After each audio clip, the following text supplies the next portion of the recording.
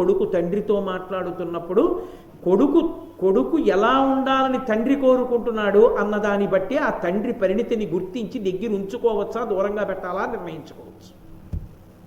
తండ్రితో కొడుకుతో మాట్లాడడమే చేత కానీ తండ్రి లోకాన్ని ఉద్ధరిస్తాడా? ఏం ఉద్ధరిస్తాడు వాడు?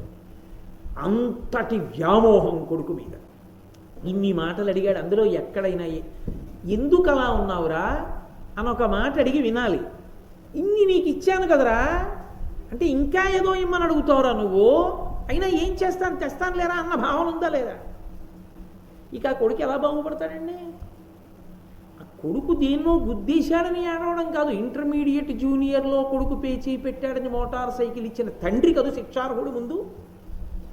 నేనైతే అంతే చెప్తాను, మీరేమైనా అనుకోండి. కాబట్టి దుర్యోధనుడు అన్నాడు ధృతరాష్ట్రునితోటి, ఏం చెప్పమంటావు నాన్న, పాండవుల రాజ్యం ఎక్కడి వరకు ఉందో తెలుసా నీకు?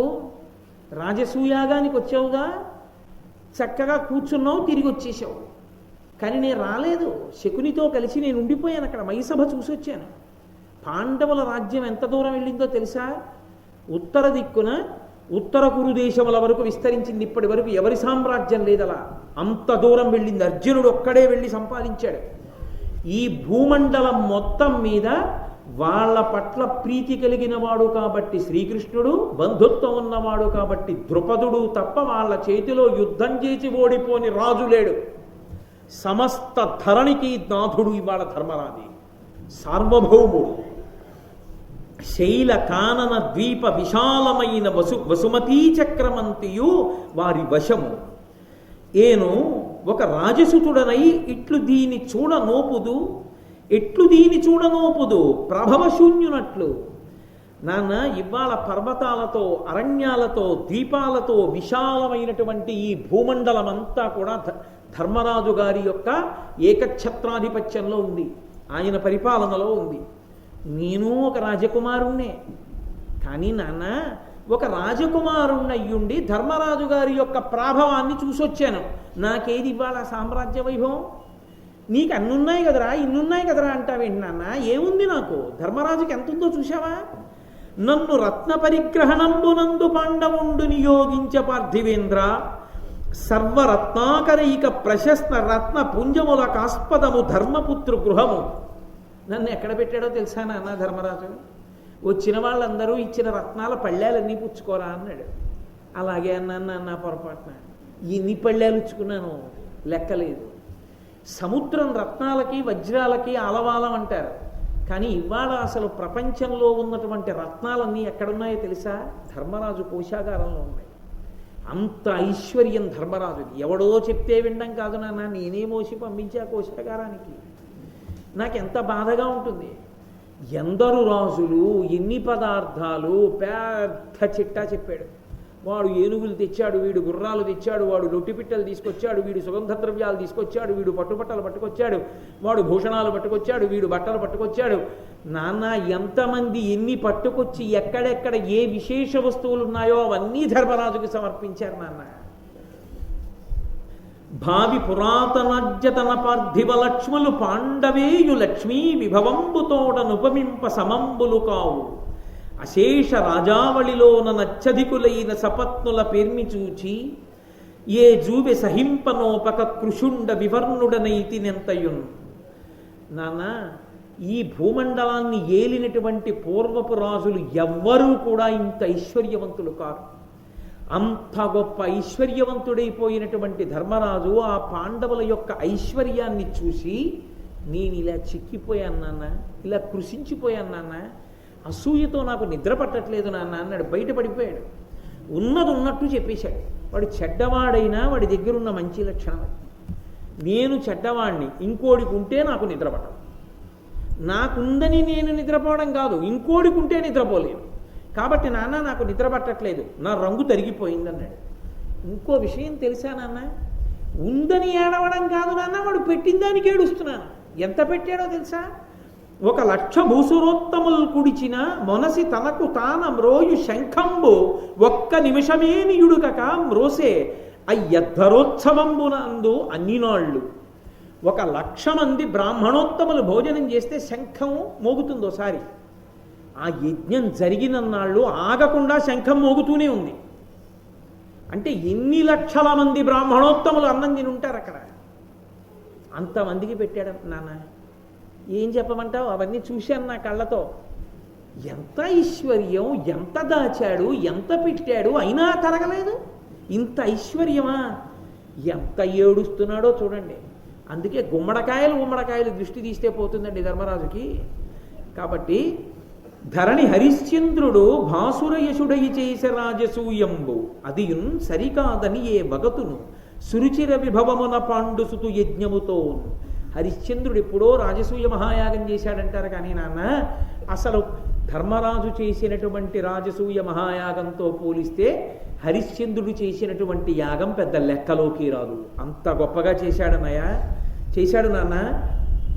అభిషిక్తుడైన యమరాజసుతనకు సాత్యకి మౌక్తిక ఛత్రమొప్ప పట్టే భీముండును పార్థుండు మణిహేమదండ చామర యుగధారులైరి కమలనాభుండును కవలును ద్రుపద దేశపుత్రుండు భూమిపతుల మూర్ధాభిషిక్తుల మ్రొక్కించుచుండిరి దర్పంబు వెలయంగా దాని చూచి ఏను మొదలగా మహీపతులెల్లను దీప్తి తరిగియుండా తివిరి మమ్ము నగిరి కృష్ణ పాండునందన ద్రౌపది సాత్యకులు గరంబు సంతసమున. తన పని తాను సాధించుకోవడానికి ఎన్ని అబద్ధాలాడతాడో దుర్యోధనుడు, ఇది ప్రబల సాక్ష్యమి పంచం. ఇందులో అన్నాడు, అభిషిక్తుడైన ఈ యమరాజసుతనకు సాత్యకి మౌక్తిక ఛత్రమొప్ప పట్టే. ఆ ధర్మరాజు గారు అవబృధ స్నానం చేశాడు. యజ్ఞయాగాది క్రతువులు చేస్తే అతి పవిత్రమైనటువంటి స్నానం అది. అవబృధం చేశారు అంటే వారికి ఒక ప్రత్యేకమైనటువంటి గౌరవం ఉంటుంది. అవబృధ స్నానం చేసినటువంటి వారు ఎక్కడికైనా వెళ్ళారనుకోండి, వారు అవబృధం చేసిన వారండి, వారిని ముందు కూర్చోపెట్టండి అంటారు. అంటే అంత అనుష్ఠాన బలంతో అంతంత పెద్ద పెద్ద యజ్ఞయాగాది క్రతువులు చేస్తే చిట్ట చివర కూర్చోపెట్టి ఆ దంపతులకి కలశతో నీళ్లు పోస్తారు. మంత్రపూరితమైనటువంటి కలశలతో అభిషేకం చేస్తారు. ఆ స్నానానికి అవబృధ స్నానం అని పేరు. అటువంటి అవబృధ స్నానం చేసిన తరువాత సాత్యకి కృష్ణుడి పక్కన ఉంటాడు ఎప్పుడు. ఆయన పాండవ పక్షపాతి. ఆ సాత్యకి ఛత్రం పట్టుకున్నాడు నాన్న. భీముండును పార్థుండు మణిహేమదండ చామర యుగధారులైరి. ఒక పక్క భీమసేనుడు, ఒక పక్క అర్జునుడు బంగారు కొమ్ములతో ఉన్నటువంటి చామరాల్ని పట్టుకుని వీచారు ధర్మరాజుకి. కమలనాభుండును కవలును ద్రుపదేశ పుత్రుండు వేర్వేర భూమిపతుల మూర్ధాభిషిక్తుల మృక్కించుచుండిరి. వరుస క్రమంలో నించుని దర్శనం చేసుకుని ఒక్కసారి ఆయన కాళ్ళకి నమస్కారం చేసుకుంటామండి అని వరుస క్రమంలో వస్తున్న రాజులు తోసుకుంటుంటే, ఒక పక్క కృష్ణుడు నిలబడి, ఒక పక్క నకుల సహదేవులు నిలబడి, ఒక పక్క ద్రుపదుని యొక్క కుమారుడు దృష్టజ్యుమ్నుడు నిలబడి, వీళ్ళందరూ కలిసి ఆ రాజుల్ని తోసుకోకండి ఒక్కొక్కళ్ళని తీసుకెళ్లి ధర్మరాజు కాళ్ళకి దండం పెట్టిస్తే వాళ్ళ కిరీట కాంతుల చేత ధర్మరాజు యొక్క పాదములు ప్రకాశించి, వాళ్ళు కప్పాలు కడుతుంటే రత్నాలు ఇస్తుంటే నేను పళ్ళాలు అందుకని పక్కకు అందిస్తుంటే నాన్న ఏం జరిగిందో తెలుసా?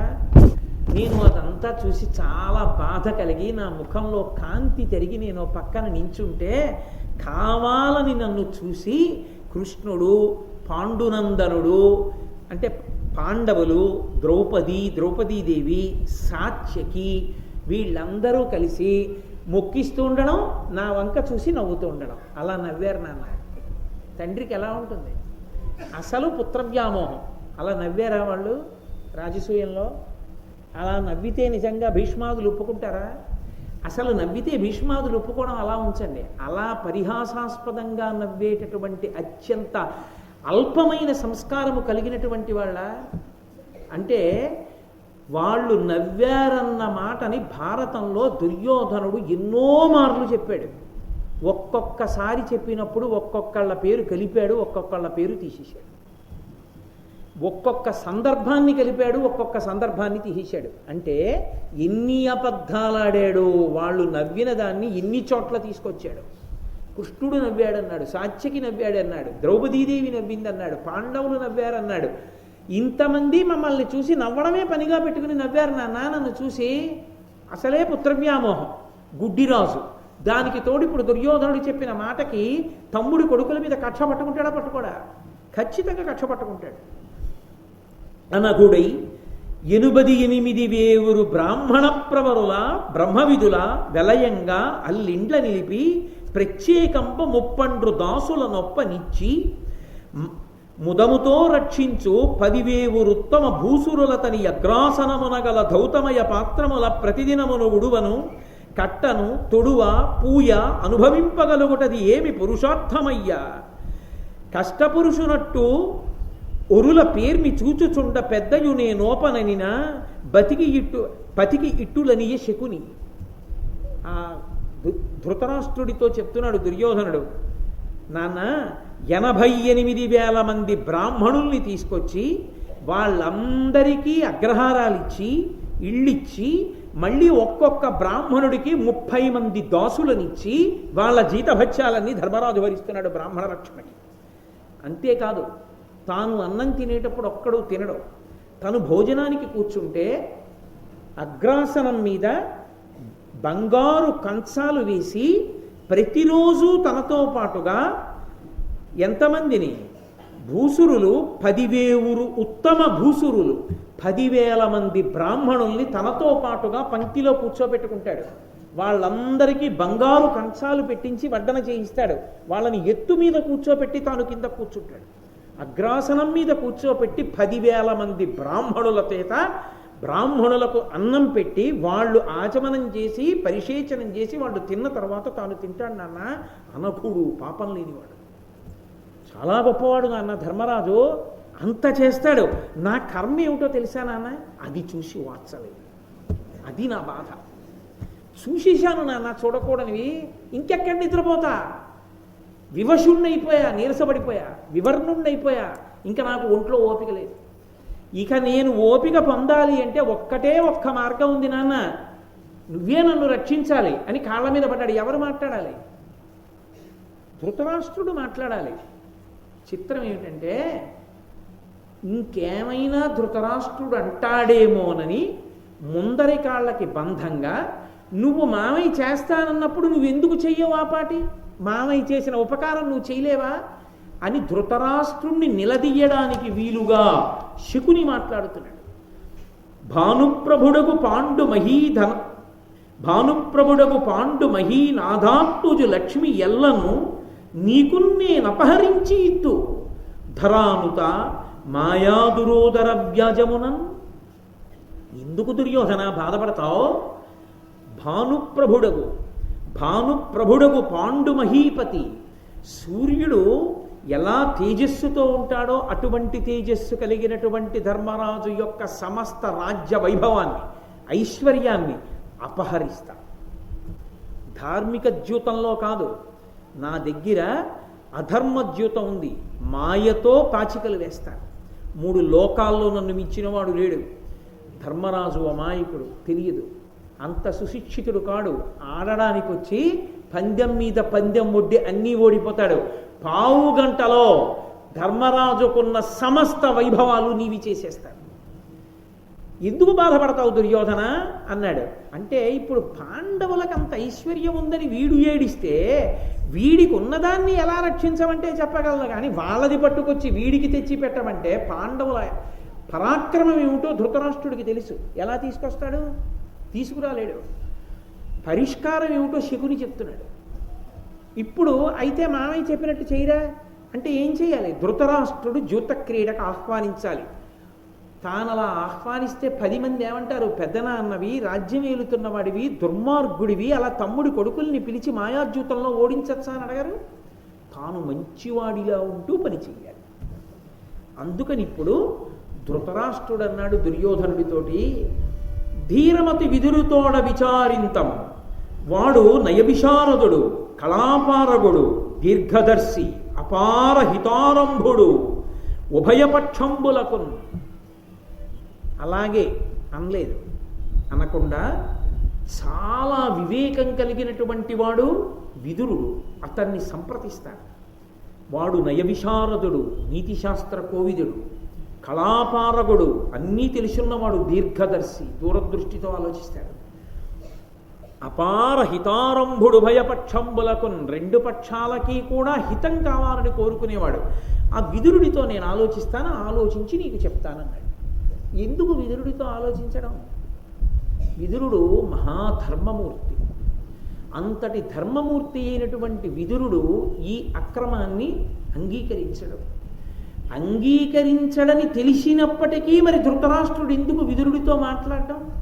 వినడగా ఎలాగో విదురుడు తాను చెప్పిన మాట వినడు. మాయాద్యూతానికి విదురుడు ఒప్పుకోడు. తప్పు అలాంటి బుద్ధుందా లేదా నీకు? వాళ్ళకి పెద్దనాన్నవి అటువంటి పనులు చెయ్యొచ్చా? మాయాద్యూతం ఏమిటి? పిల్లల మధ్య చిచ్చు పెడతావా? తప్పు అలాంటి పనులు చేయకూడదు నువ్వు అంటే ఊరుకుంటాడా? అలా ఊరుకునేవాడైతే ఆ బుద్ధి ఏదో తన కొడుక్కి తాను చెప్పద్దా?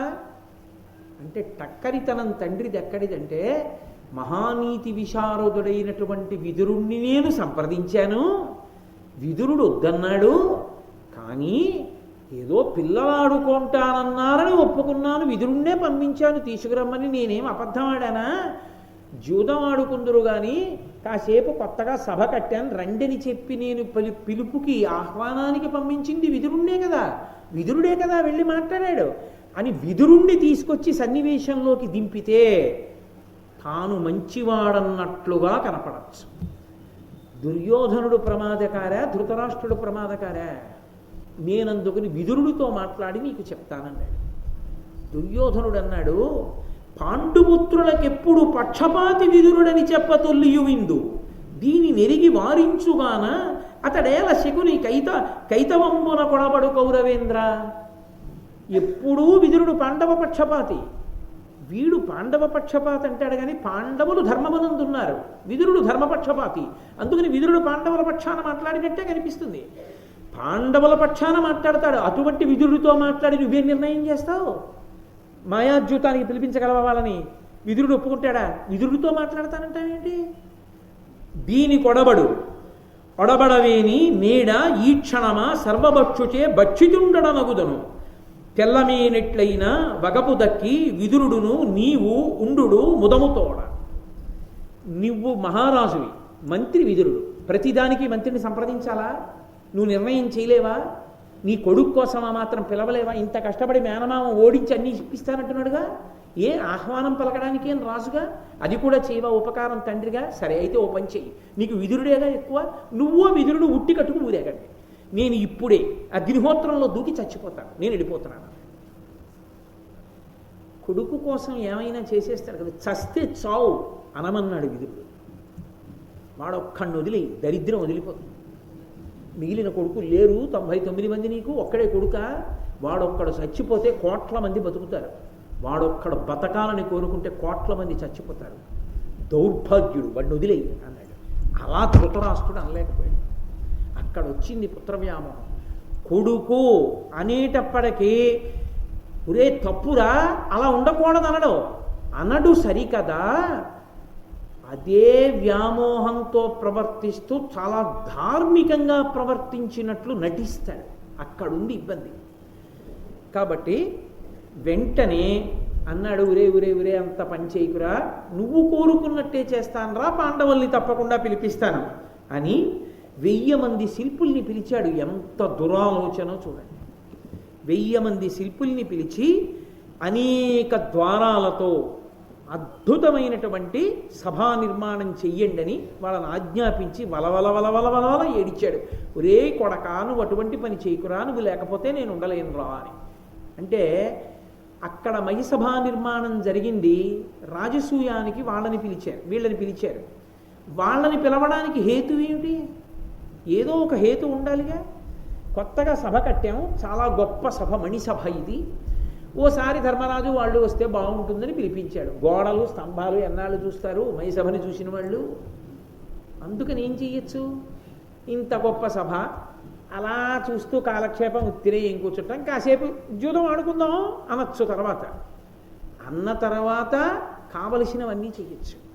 అందుకని దానికి పిలుపుకొక ప్రాతిపదిక కోసం మంటప నిర్మాణం చేశాడు సభ. అందుకు పిలిచాడు 1000 మంది శిల్పుల్ని. తన కొడుకు కోసం ఎంత దురాలోచనైనా చెయ్యగలడు. తమ్ముడి కొడుకులు తన కొడుకులే అయినా, అన్నగారు తమ్ముడు చనిపోయాడు, అన్నగారై ఆ బిడ్డల్ని రక్షించవలసినటువంటి వాడు ఎంత దుర్మార్గుడై ఆలోచిస్తున్నాడో చూడండి. మనసుకి నియంత్రణ లేకుండా ఉండాలి కానీ తన మీద తనకి అదుపు లేకుండా పోవాలి కానీ మనిషి ఎంతకైనా తెగించగలడు అని విదురుణ్ణి పిలిచి, ఇలా మాయాద్యూతంలో గెలవాలనుకుంటున్నారు, శకుని ఆడతాడు, నువ్వు వెళ్ళి పాండవుల్ని తీసుకురావాలని చెప్పాడు. విదురుడితో మాత్రం నిస్సందేహంగా చెప్పేస్తాడు, విదురుడితో మాట్లాడతాడు. మంత్రి కాబట్టి విదురుణ్ణి పిలిచి చెప్పాడు. విదురుడు అన్నాడు, ఇట్టి కార్యములకు నేనవశ్యంబు ఒడంబడంగనోప ఉక్కివమున సుతులతోడ ఏల సుతులకు భేదంబు సేయ గడచితివి ఇదియు జట్టయనక. నీకు బుద్ధుందా? మాయాద్యూతానికి నేను వెళ్ళి తీసుకురానా పాండవుల్ని? పిల్లలకి చిచ్చు పెడతావా? పెద్దనాన్నవి నువ్వు ఉన్నావా? పాండుపుత్రులకి నీ పుత్రులకి సయోధ్య కుదిరేటట్టుగా చూడాలి, అందరూ అన్నదమ్ముల్లా బతికేటట్టు చూడాలి. కానీ ఏమి నీ పెద్దరికం కాల్సనా? ఏమిటి జూదం ఆడించడం ఏమిటి పిల్లలతోటి? నేను ఒక్కనాటికి ఒప్పుకోని జూదానికి. వలసి నీ పుత్రులెల్లా ఉండురలతోడ ఎట్లొడంబడియుందురు అట్లు చేయవలయం తమలోన జూదంబు వాదునగుట కలహ మూలంబ ఎట్టి శాంతులకునైనా. ఒకసారి జూదమాడడానికి అన్నదమ్ములే కూర్చున్నా మొట్టమొదట వాదన ప్రారంభం అవుతుంది. వాదన కలహం కింద మారుతుంది, కలహం యుద్ధం కింద మారుతుంది. జూదం అంటూ మొదలుపెట్టిన తరువాత అది ఎంత ప్రమాదానికి వెడుతుందో ఎవరూ చెప్పలేరు.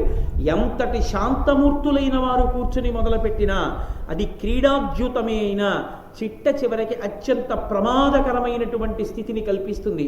అందుకు నా మాట విను, నేను అంగీకరించనన్నాడు. అది ధృతరాష్ట్రుని యొక్క నయవంచన అంటే అక్కడ ఉంది. బుద్ధురా అని చెప్తున్నాడు విదురుడు.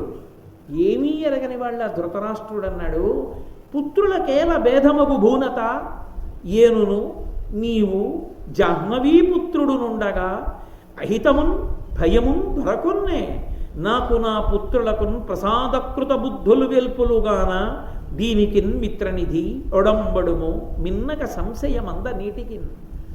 మహామంత్రి విదురుడు మంత్రి అని పిలవలేదు, మిత్రనిధి అన్నాడు. ఓ స్నేహితుడా, కొంచెం నా బాధ అర్థం చేసుకోనా, బలహీనత నీకు తెలుసు కదా అని దాని అర్థం ఎక్కువ వాదన పెట్టకు దీని మీద అని. పుత్రులకేల భేదమగు భూనాథ భూనుత. ఎందుకు వస్తుంది కొడుకుల మధ్య వైరం? భలేవాడివే, ఏనును నేను లేను, నేనున్నానన్నవాడు ఏం చేశాడో చూద్దురు కానీ. నిజంగా ద్యూతం జరిగినప్పుడు నేనున్నానన్నవాడు ద్రౌపదీదేవి ఏడుస్తూ మామగారి దగ్గరికి వచ్చి నిలబడితే ఏమీ వినపని వాళ్ళ నించున్నాడు, చీరలు ఒలిచేస్తుంటే. కాబట్టి నేను లేను, నీవు లేవు, నీవు జాహ్నవీపుత్రుడు నుండగా గాంగేయుడు భీష్మాచార్యుల వారు లేరు, నేను నువ్వు భీష్ముడు కూర్చుండగా పిల్లలు దెబ్బలాడుకుంటారా? హాయ్ అంటే ఊరుకోరు, అంత ఊరుకునే కొడుకా తన కొడుకు తెలియదు. కాబట్టి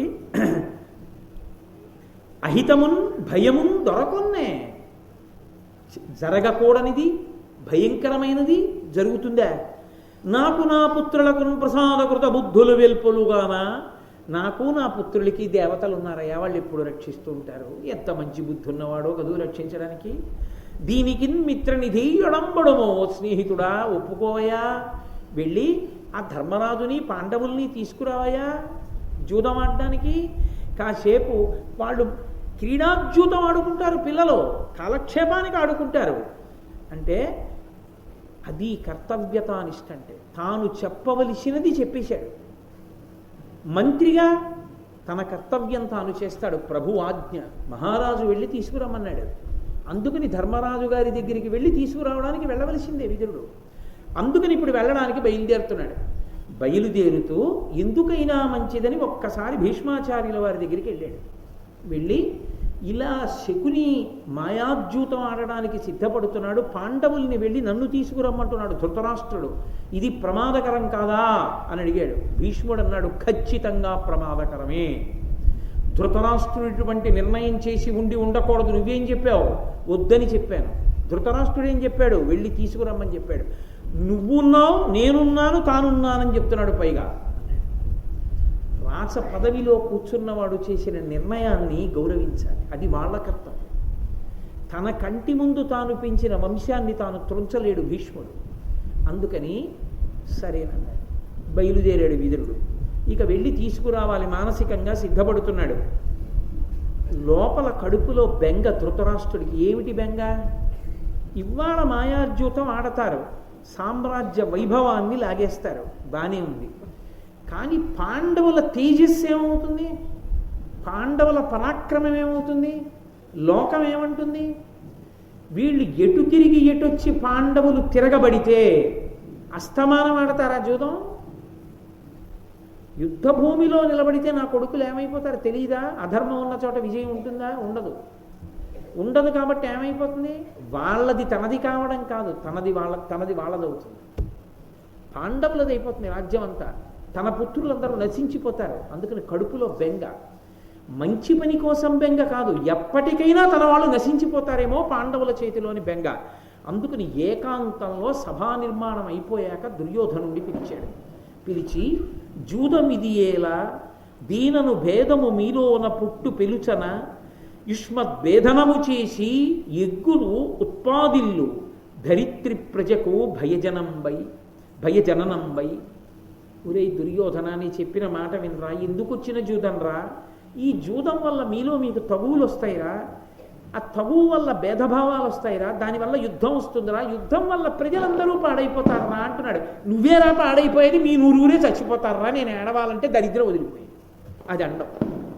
ప్రజలకు ఇబ్బంది వస్తుందిరా అంటాడంటే కొడుకుతో కఠినంగా చెప్పలేడు, కొడుకుతో గట్టిగా దబాయించి మాట్లాడలేడు. ఎందుకు చెయ్యవలా? చెయ్యి, ధర్మం అది, నీకేం తెలుసని మాట్లాడుతున్నావు, మాట్లాడకెక్కువ అనలేడు కొడుకుని. కొడుకు కోసం నీతి చెప్పడం మానేసి ప్రజలు చచ్చిపోతారు, అందుకు జూదం ఆడొద్దని చెప్పాడు.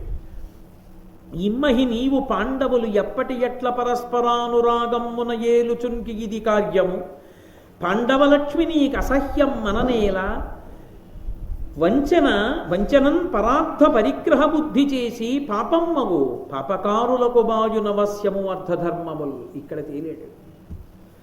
ఊరే, ఎప్పట్లా నువ్వు పాండవులు కలిసి ఉండి ఎవరి సామ్రాజ్యం వాళ్ళు పాలించుకుంటే గొడవ వదిలిపోతుందిరా, ఈ భోగాలైనా దక్కుతాయిరా. పాండవ లక్ష్మి పట్ల నీకు ఎందుకంత అసూయ? వాళ్ళకుండని ఏడుస్తావేమిట్రా? నీకున్నదానికి సంతోషించడం మానేసి. ఇప్పుడు నీకున్నది సంతోషిస్తే నీకు ఉన్న దాంట్లో పోతోందంటే పోకుండా చూడడం సాధ్యం. ఇంకోడికి ఉంది ఆడిది నీకు తెచ్చేయమంటే ఎలా సాధ్యం రా? వాళ్ళు పౌరుష పరాక్రమవంతులు, వాళ్ళు అది తీసుకొచ్చేయమంటారేంటి? తప్పు కదురా. మాయాద్యూతంలో తేవడానికి పాపం ముందు ధర్మం ముందు పాపం నిలబడదు. దానివల్ల చివరికి పాపకారులకు బాయునవశ్యము అర్ధధర్మముల్. అర్థము ధర్మము రెండు పోతాయిరా మనకి. అందుకని నా మాట విను, వద్దు అటువంటి పని చేయకన్నాడు. అంటే దుర్యోధనుడు అన్నాడు, ఇమ్ముల ధర్మజుతో జూదమ్మాడగ కాంపనాకు ధరణీశ్వర యజ్ఞం మదియ సమస్తైశ్వర్యమ్ముల వడయగనుపాయం అభిమత బుద్ధి. నాన్న మాయాద్యూతం అంటావేంటి నాన్న? మాట్లాడితే నా దృష్టిలో అదేమిటో తెలుసా? ధర్మరాజు గారి యొక్క సమస్త ఐశ్వర్యాన్ని నేను లాగేసుకోవడానికి అదొక యజ్ఞం.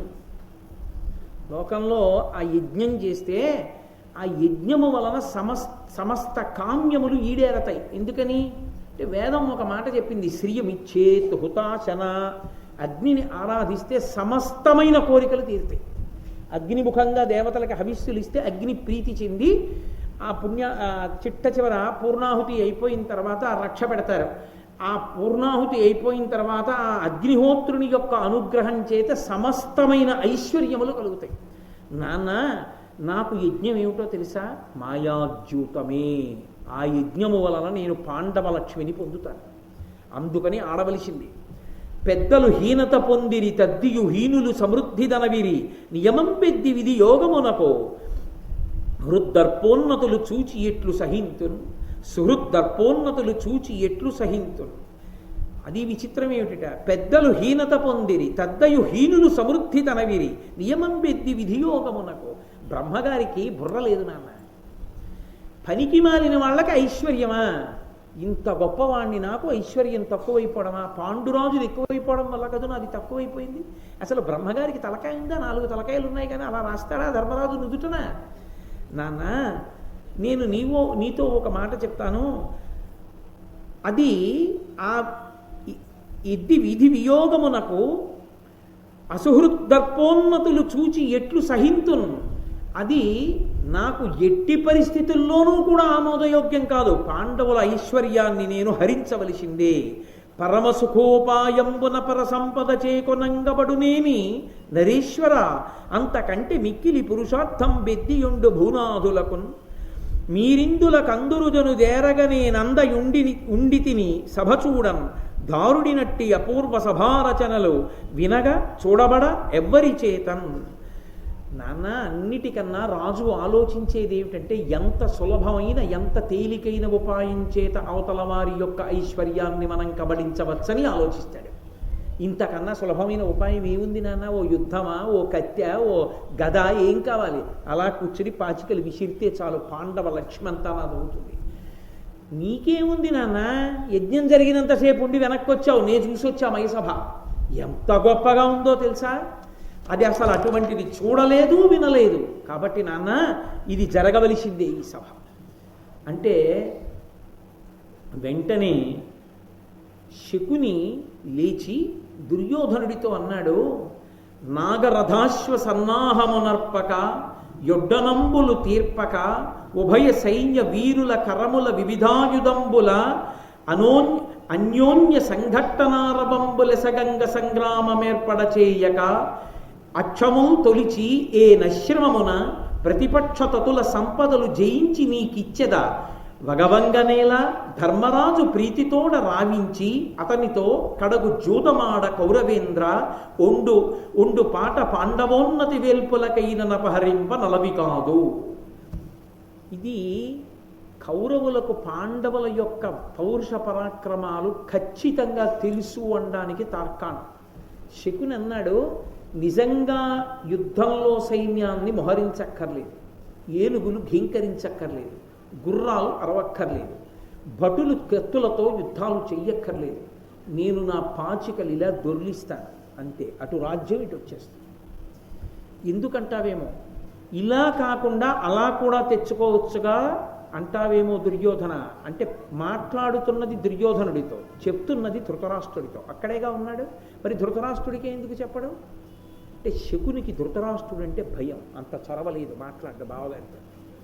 దుర్యోధనుడితో మాట్లాడి ఆ సమయానికి ఏది మాట్లాడాలో అది మాట్లాడి ధృతరాష్ట్రుడికి మార్గం లేని స్థితిని కల్పిస్తాడు, దుర్యోధనుడిలో అగ్ని పెంచుతాడు. కాబట్టి ఇలా పాచికలు వేస్తాను, అలా సామ్రాజ్యం ఇటు వచ్చేస్తుంది. ఎంత తేలిగ్గా వస్తుంది. యుద్ధం చేసి కూడా సాధిస్తానంటావేమో దుర్యోధన, నువ్వు కాదు దేవతలు కూడా గెలవరు పాండవులు. కాబట్టి ఉన్నదొక్కటే మార్గం, పాండవుల రాజ్యం నీదైతే తప్ప నువ్వు బ్రతకలేనంటావా? మాయాద్యూతం ఒకటే. లేదు యుద్ధం చేస్తానంటావా? మనందరం చచ్చిపోవడం ఒకటి, మనది కూడా పాండవులది అవుతుంది. కాబట్టి నీకు వాళ్ళ రాజ్యం కావాలంటే మాయాద్యూతము వినా మార్గము లేదు. ఇప్పుడు మంకు పట్టెవరికి పెరిగిపోతుంది, ఆడవలసిందే, ఆహ్వానించవలసిందే అని దుర్యోధనుడిలో పెరిగిపోతుంది. అందుకని దుర్యోధనుడు అన్నాడు, విదురమతంబు పాండవేయ హితార్థంబు వాని బుద్ధి నెడగవలవ అన్యపక్షపాత బుద్ధి పరుగుచునుండెడు వట్టి వాని నప్తుడనకనగునే. ఏమిటి నాన్న, విదురుడు చెప్పాడు ఆలోచించు, విదురుడు చెప్పాడు ఆలోచించంటావు.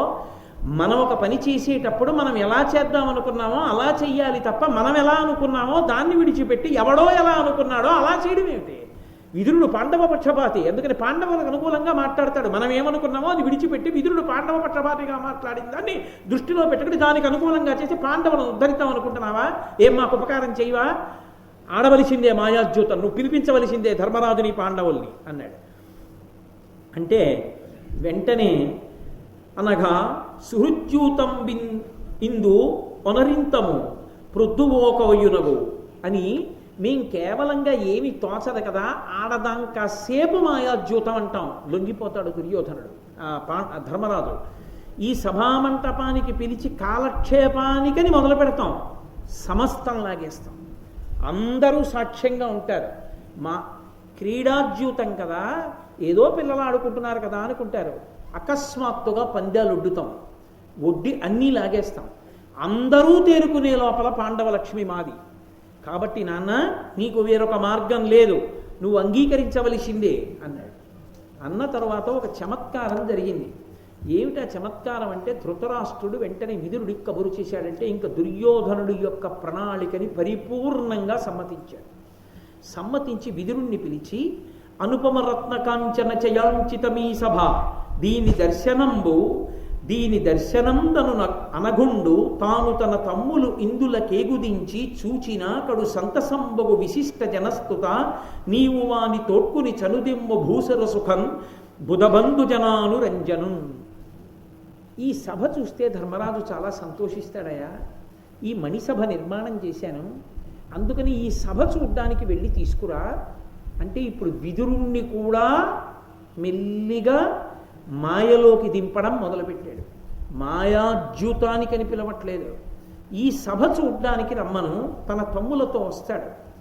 వస్తే తర్వాత ఏదో కాలక్షేపం చేస్తారు వాళ్ళు సంతోషంగా, నువ్వు వెళ్ళి మంచి రథం కట్టుకుని తీసుకురా వాళ్ళని అంటే బయలుదేరాడు. బయలుదేరి వెళ్ళి విదురుడు ధర్మరాజు గారి యొక్క అంతఃపుర ప్రవేశం చేశాడు. విదురుణ్ణి తీసుకొచ్చి ధర్మరాజు కూర్చోపెట్టి బాగున్నారా, కుశల ప్రశ్నలు వేశాడు.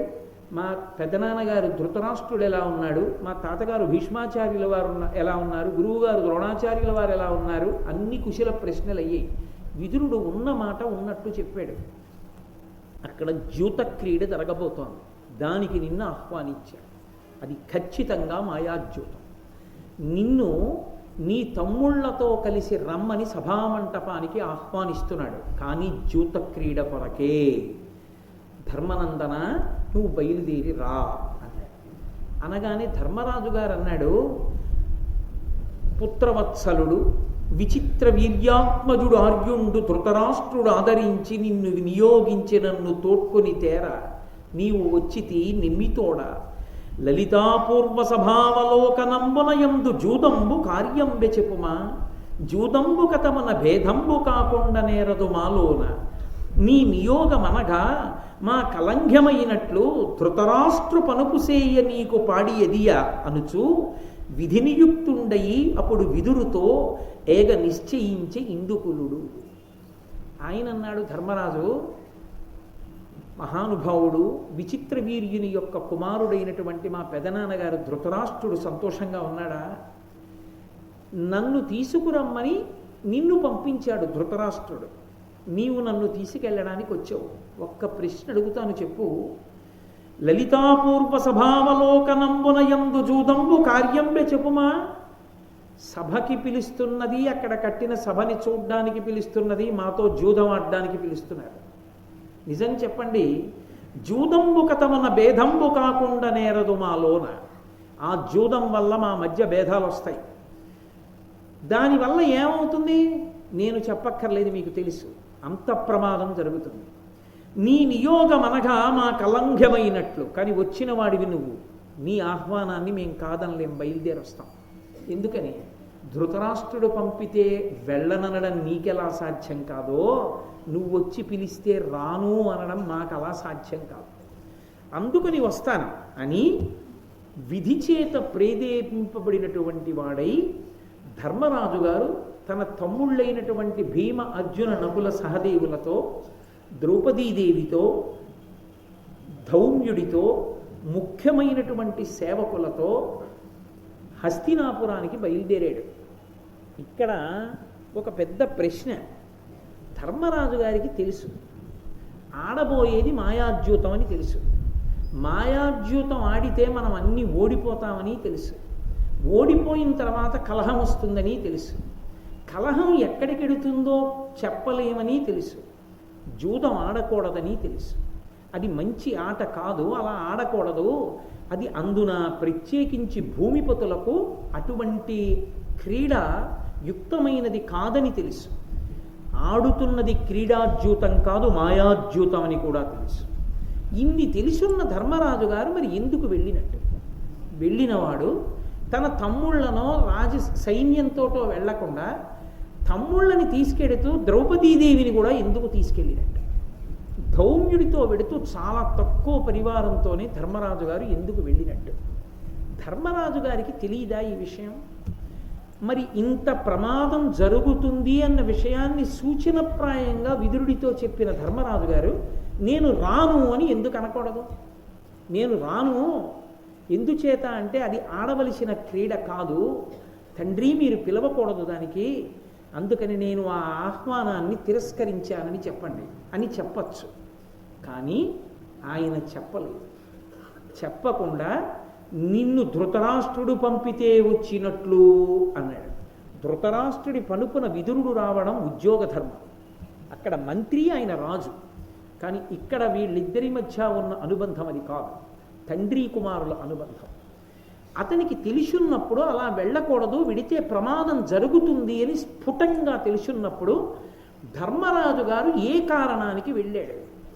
వెళ్ళినవాడు మౌనంగా ఏమీ మాట్లాడకుండా ఏదో ఇంట్లో గరిటిచ్చేసినట్టుగా సమస్తాన్ని కోల్పోయాడు. ఎందుకు అలా జరిగింది భారతంలో? అసలు ధర్మరాజు గారు వెళ్ళడానికి ఏది ప్రబల కారణం వెనక?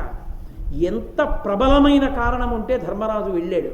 లేకపోతే కేవలము జూతమునందు ఆయనకు ఉండేటటువంటి అనురక్తితో ఆ ఆట ఆడకుండా ఉండలేక దాని మీద ఉండేటటువంటి ఉత్సాహంతో ఎంత అధర్మమని తెలిసినా కూడా, ఎంత ప్రమాదమని తెలిసినా కూడా నేను రాను అని అనలేక బలహీనతకి లోనైపోయి గబగబా వెళ్ళిపోదామని, అందుకే మిగిలిన వాళ్ళని పిలవకుండా తన తమ్ముళ్ళని భార్యని ధౌమ్యుణ్ణి తీసుకుని బయలుదేరి వెళ్ళిపోయాడా?